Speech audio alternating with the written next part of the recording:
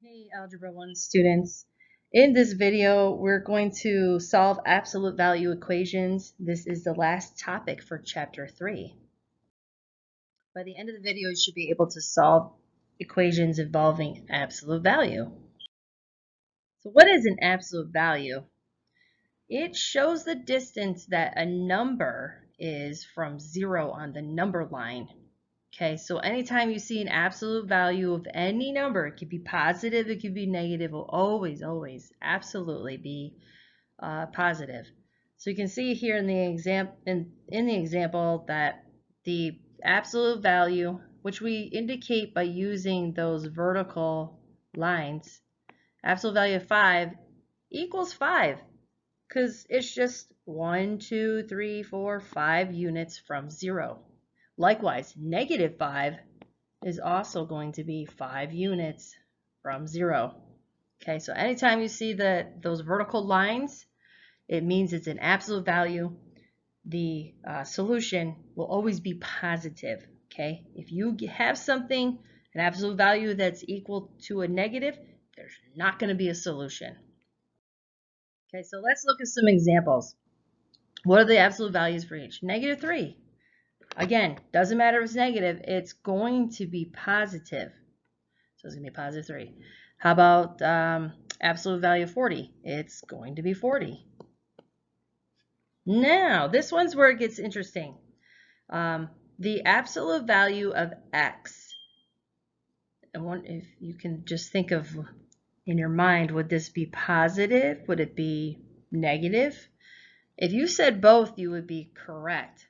So if I were to give you the variable x, you would say, well, that can be all real numbers, which is true. Okay, it can be any real number that exists. Okay, so it would be kind of impossible to figure out what x is. However, what if I added 2 to the x? Well, again, we're still not really clear what x could be, right? Because that's an infinite amount of numbers. If I focused it and made this equal to 10, we could clearly figure out what x is, right? We just have to subtract 2 on both sides, and that tells me that x is 8. Okay? So what if, for instance, we had x plus 2 equals negative 10? Again, we would subtract the 2, but you can see here that x is now a negative 12. So what I'm trying to say is that because the variable in this absolute value is unknown, we have to assume that it can be both positive and negative. And you'll see what I mean by this when we go through the examples. But in order for you to get rid of this absolute value bars, I call it jail, get it out of jail, you have to set up 2 equations. One's going to be positive, one's going to be negative. So let's look and see what that means. Here's an example. What's the solution of absolute value x plus 2 equals 9? Okay, we're going to treat this just like any equation. We're going to solve for that absolute value x. But first we got to get rid of the positive 2 by subtracting it. So let's subtract the 2 on both sides. Okay, and then we're left with the absolute value of x equals 7. This is what I was saying. In order for you to get rid of that absolute value, you have to set up 2 equations. One's going to be positive and one's going to be negative. Because all we're saying is that you have, you don't know what x is originally, right? So if you're saying it's 7, then, okay, x is 7, great. But what if it's negative x equals 7? You can't keep it negative. And you can't have the negative variable, right? So you have to divide this out by -1 to make it positive. And this is why we end up getting the negative and the positive for the variable. Okay. At the end, you're going to want to plot these. Your directions will tell you that a lot of these are just going to be finding the solution. So you just plot them on the -7 and the 7. Of course, they're going to be closed circles because they're equal to. All right, let's look at another example. Again, let's treat this as any old equation. We need to isolate that variable.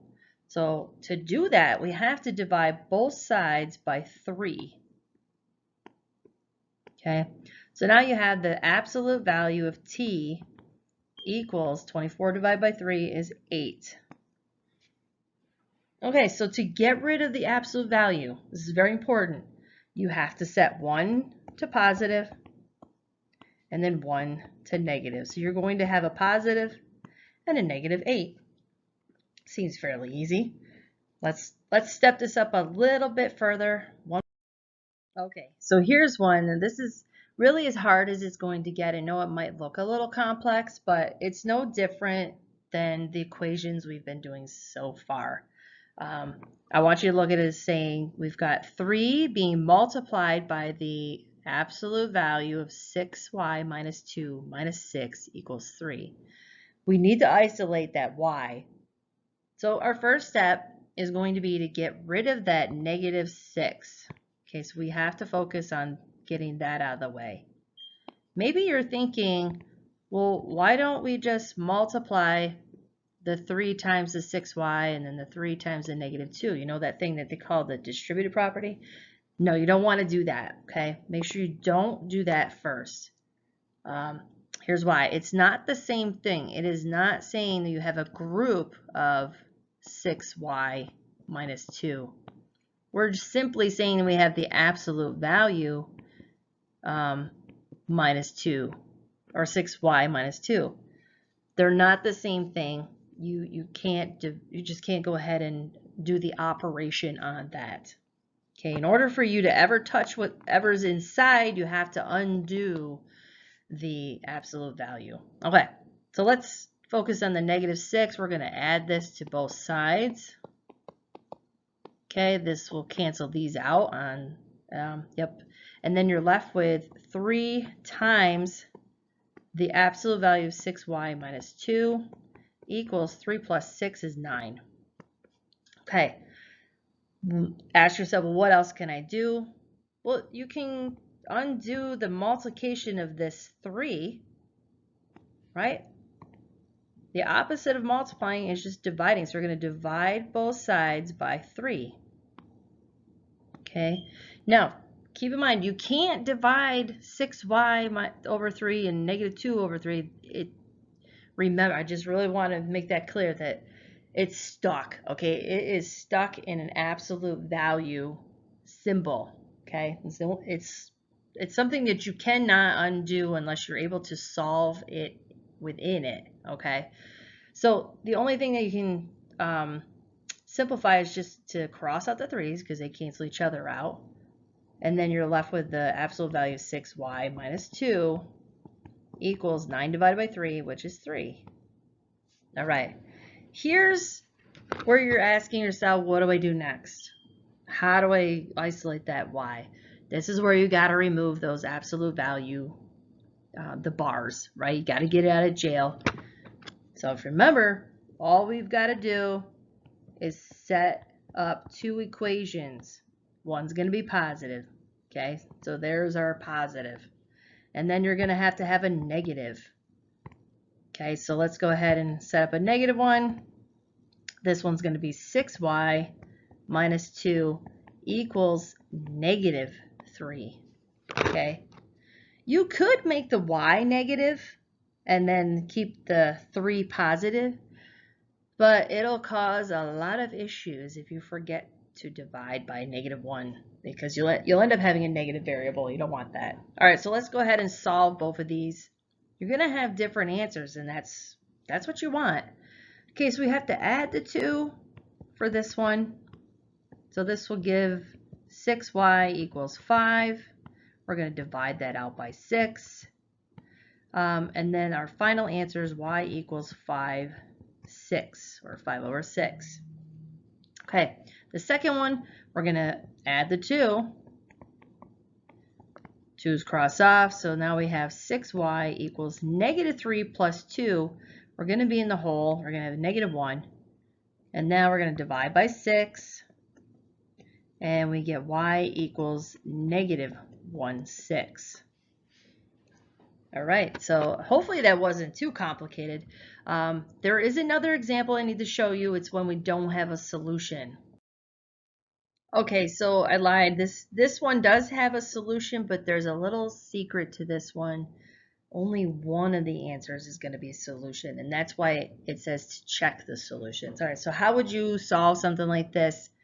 Right now, there's nothing we can maneuver, right? It's the absolute value of x plus 24 equals 5x. The only thing we can do at this point is get rid of the absolute value. So we have to remove these bars.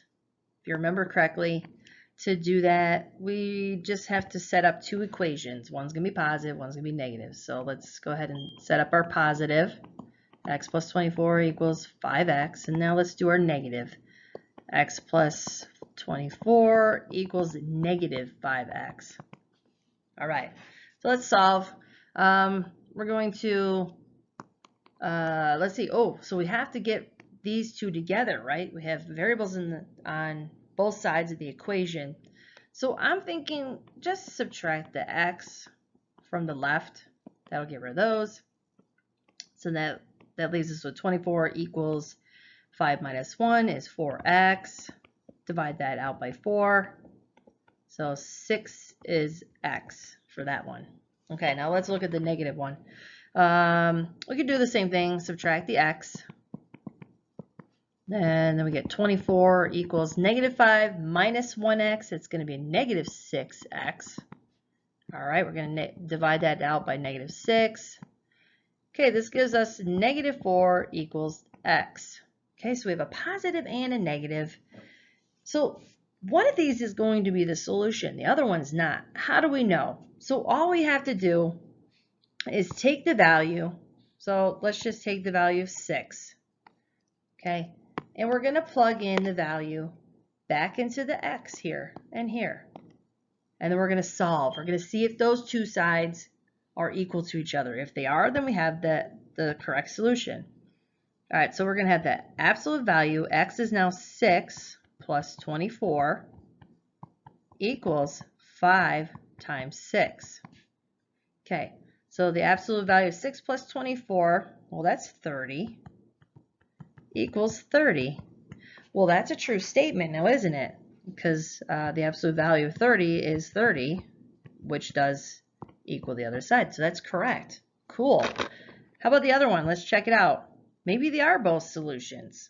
All right, so we're going to do the absolute value. This time it's going to be negative 4 plus 24 equals 5 times negative 4. Okay. Again, all I'm doing is I'm plugging in this x value is going in here. Okay, I'm rewriting it down here. Okay, so we have negative 4 plus 24.